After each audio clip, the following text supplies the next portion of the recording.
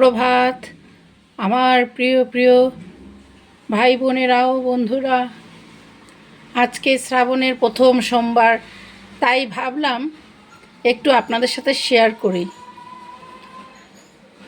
তাই বললাম না, একটু করেই নিই।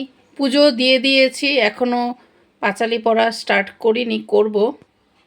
আরতিও করা বাকি আছে, তাই ভাবলাম আপনাদের সাথে একটু শেয়ার করিনি। এই দেখুন, আজকে সোমবার দিন আমি শিব বাবাকে দিয়েছি। শিব বাবা তো পুরো বেলপাতার নিচে, সব কিছুর নিচে, ফুলের নিচে টিচে আছেন উনি, দেখা যাচ্ছে না। এই দেখুন, আপনাদেরকে দেখালাম। সাথে আজকে মনটা খুব খুশি। কিসের জন্য খুশি জানেন? আজকে শ্রাবণের প্রথম সোমবারে আমি বেলপাতা বাছতে গেলাম, যে ধুয়ে টুয়ে সব রেডি করে রাখি। তারপর রেডি করতে গেছি, হাত দিয়েই একটা 4 পাতার বেলপাতা পেলাম। মনটা ভীষণ খুশি।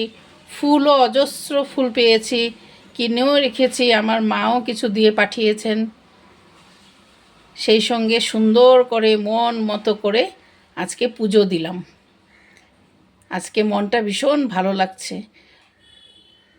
শরীরটা বেশি ভালো নয়, কিন্তু এই যে ঠাকুরের যে ফুল টুল এত সুন্দর পেয়েছি, তাই না? ঠাকুরের ফুল টুল পেলে সুন্দর করে ঠাকুরকে দিলে কি ভালো লাগে না? সুন্দর করে ঠাকুরকে দিয়েছি। আমার গুরুদেব, ওনাকেও দিয়েছি। এখনও কেমন লাগলো আমার এই ঠাকুর সাজানো ফুল দিয়ে সুন্দর করে? আপনাদের সবার ভালো লেগেছে কি?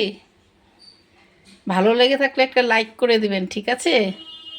আর যারা এখন আমাকে সাবস্ক্রাইব করেননি, প্লিজ করে দিবেন। আর আমি ঘুরতে গেছিলাম, সেই ভিডিওগুলো এখনও আপনাদের কাছে পাঠানো হয়নি। আমি খুব তাড়াতাড়ি পাঠিয়ে দিব। অসুস্থতার কারণে আমি পাঠাতে পারিনি, কয়েকদিনের মধ্যে চেষ্টা করব পাঠানোর। আর রেসিপিও দিব, ঠিক আছে? এখন তো শ্রাবণ মাস, আমার পুরো 1 মাস নিরামিষ। আমি নিরামিষ রেসিপি যা পাই, যাই, যেটাই বানাই, যেটাই করি, আপনাদের সাথে শেয়ার করব।